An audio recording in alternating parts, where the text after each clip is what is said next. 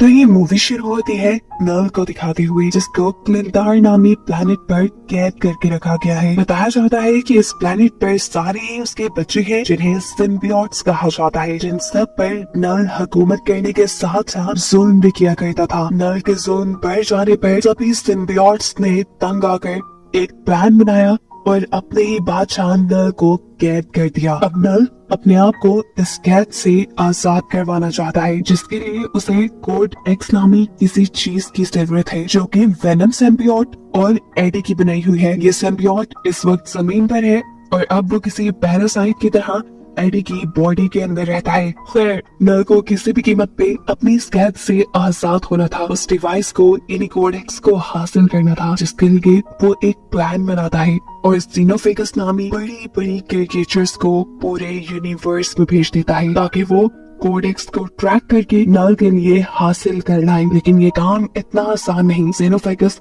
Code x को तभी track कर पाएंगे जब वेनम सिम्बियोट पूरी तरह से एडी की बॉडी को अपने कंट्रोल में लिए होगा। अब सीन कट होकर हमें एडी को दिखाया जाता है, जो एक बाहर में बैठा किसी से बातें कर रहा था। अचानक उसके पीछे कोई पोर्टल ओपन हुआ, जो पोर्टल उसे अपने अंदर खींच के ले गया और मालूम हुआ कि वो अब एक दूसरे यूनिवर्स में पहुंच चुका है। इस यूनिवर्स में भी है वो इस वक्त प्लेनेट अर्थ पर ही। और एक शॉकिंग बात उसे ये पता चली है कि पूरी दुनिया उसे और उसके वेनम सिम्बियोट को ढूंढ रही है। लेकिन यहाँ पर एडी और वेनम ये फैसला करते हैं कि वो न्यूयॉर्क जाएंगे और एक खास आदमी को ब्लैकमेल करेंगे, जो इस सारी सिचुएशन से उनको बाहर निकाल सकता है। अब इससे पहले कि ये लोग इस शहर से निकल पाते, ये दोनों देखते हैं कि कुछ लोगों ने मासूम डॉग्स को पकड़ा हुआ था, जिन्हें वो फाइटिंग कंपटीशन के अंदर लेकर जाने वाले थे। ऐसे इन डॉग्स की जान खतरे में थी और इन डॉग्स को बचाने के लिए एडी और वेनम सिम्बियोट इन लोगों से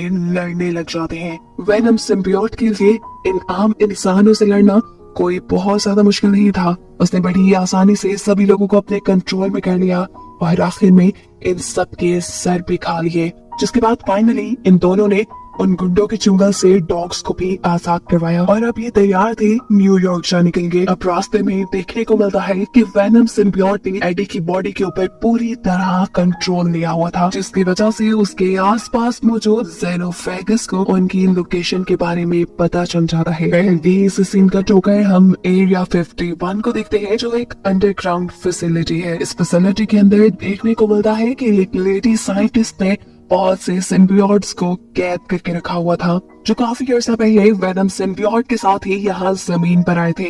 यही लेडी साइंटिस्ट के साथ हम रेक्स नामी एक सोल्जर को भी देखते हैं, जो सिम्बियोट्स के ऊपर ही स्टडी करने के लिए यहाँ आया था और वो ये जानना चाहता था कि आखिर क्यों ये सिम्बियोट्स दुनिया पे आए थे और वो दुनिया से, यानी अर्थ से चाहते क्या है। लेडी साइंटिस्ट रेक्स को सिम्बियोट्स के बारे में बताने लगती है, जो किसी पैरासाइट की तरह किसी दूसरी क्रिएचर के साथ रह सकते हैं। और इस टाइम लेडी साइंटिस्ट किसी ऐसी क्रिएचर की तलाश में है जिनके साथ ये सिम्बियोट्स अपना अच्छा रिलेशन बना ले, लेकिन अभी तक वो इस मिशन में कामयाब नहीं हुई। यहीं पर अब लेडी साइंटिस्ट को खबर मिलती है कि उन्हें एक ऐसा आदमी मिला है जिसका ऑलरेडी सिम्बियोट से काफी अच्छा रिलेशन है, लेकिन यह आदमी उनके साथ कोई कोऑपरेट नहीं कर रहा, यानी उन्हें कुछ सिम्बियोट्स के बारे में ज्यादा इंफॉर्मेशन नहीं दे रहा, उनसे बात नहीं कर रहा। मालूम होता है कि ये आदमी सिम्बियोट्स के बारे में बात इसलिए नहीं कर रहा क्योंकि जिस सिम्बियोट के साथ उसने अपने आप को सिंक किया था, उस सिम्बियोट ने उसे मरने के लिए अकेला छोड़ दिया। यहाँ पर लेडी साइंटिस्ट इस आदमी को एक और सिम्बियोट देती है सिंक करने के लिए, यानी अपने साथ रिलेशन बनाने के लिए, और साथ ही उसे ये भी बताती है कि ये सारे के सारे सिम्बियोट एक नल नामी क्रिएचर के बच्चे हैं और कैसे अपनी बेहिसी के चलते नल इन सारे सिम्बियोट्स को मारना चाहता था, लेकिन इन सारे सिम्बियोट्स ने बगावत की और मिलकर नल को ही कैद कर दिया और खुद वहां से आजाद हो गए। नल अब अपनी उस कैद से आजाद होना चाहता है, जिसके लिए उसे कोड एक्स की जरूरत है। समझ लो वो कोड एक्स उसके जेल की चाबी है और वो कोड एक्स इन्हीं सिम्बियोट्स में से किसी एक सिम्बियोट ने बनाया है। लेकिन जितने सिम्बियोट यहाँ मेरे पास है, इनमें से किसी के पास भी कोड एक्स नहीं, और उसी कोड एक्स को लेने के लिए नल ने बहुत सारे जीनोफेगस अब अर्थ पे, यानी दुनिया में भेजे हैं। इधर हमें तो पता है कि वो कोड एक्स है वेनम सिम्बियोट और एडी के पास। अब सीन दोबारा वहीं पे शिफ्ट होते हैं जहां हमने देखा था कि सफर करते हुए वेनम सिम्बियोट ने पूरी तरह एडी की बॉडी पे कंट्रोल ले लिया था और उसी की वजह से एक जेनोफेगस ने उन्हें ट्रैक भी कर लिया। वो अब उनसे जैसे ही कोडेक्स लेने के लिए उनके पीछे आता है, तो यहाँ हमें मूवी का एक बहुत ही जबरदस्त शॉट दिखाया जाता है जिसमें वेनम सिम्बियोट और एडी का सामना हो रहा है जेनोफेगस से, और ये लोग प्लेन के ऊपर लड़ रही है।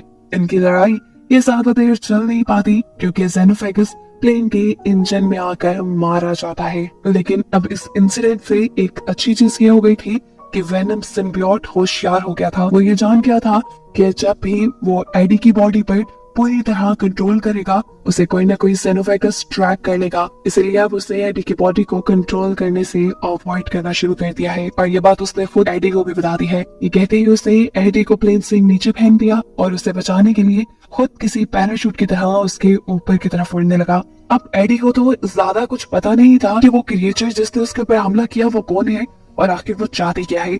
यहाँ पर वेनम सिम्बियोट उसे बताता है कि वो क्रिएचर जेनोफेगस है जिसे नल ने भेजा है। असल में नल कोड एक्स लेना चाहता है जो उसके जेल की चाबी है जो हम दोनों ने मिलकर बनाई है, और अगर हम दोनों में से कोई भी मर गया तो वो चाबी खत्म हो जाएगी। एडी कंफ्यूज था कि उसने कोई कोड एक्स कब तैयार किया। अब वेनम सिम्बियोट उसे सारी पुरानी कहानी सुनाता है जहाँ पर उन्होंने कोड एक्स को क्रिएट किया होगा। अब यहाँ इन्हें बातें करते हुए देख लेते हैं रेक्स के हाथ में यानी सोल्जर्स, जो असल में किसी ऐसे ही सिम्बियोट को ढूंढना चाहते थे जिसने किसी इंसान के साथ लिंक बनाया हो और उससे वो बातें कर सके और जान सके कि आखिर उनके दुनिया पे आने का मकसद क्या है।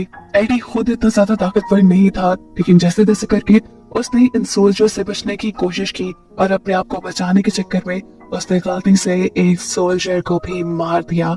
उसकी हमेशा से ताकत उसका सिम्बियोट ही रहा था, लेकिन अब सिम्बियोट उसके ऊपर पूरी तरह कंट्रोल नहीं ले सकता था, क्योंकि अगर वो ऐसा करता तो कोई ना कोई जेनोफेगस उनको ट्रैक कर लेता और उनके लिए मुसीबतें और ज्यादा बढ़ जाती। इसी सारी लड़ाई के चलते हम देखते हैं कि एडी गलती से पानी में गिर चुका है। तैरने की उसमें ताकत नहीं थी और अगर उसे बचाना था तो वो वेनम सिम्बियोट को ही बचाना था। वेनम सिम्बियोट उसे बचाने के लिए यहाँ ना चाहते हुए उसके ऊपर पूरी तरह कंट्रोल कर लेता है और ऐसे काफी सारे जेनोफेगस उन्हें ट्रैक कर लेते हैं। अब यहाँ इससे पहले कि जेनोफेगस इनके ऊपर हमला कर लेता, ये लोग होशियारी दिखाते हैं और पानी से निकलने के फौरन बाद ही वेनम एडी की बॉडी को छोड़ देता है, जिसकी वजह से जेनोफेगस उसे देख नहीं पाता और झुंझला कर वो यहाँ काफी सारे सोल्जर्स को मार देता है जो एडी और वेनम के पीछे ही पड़े थे।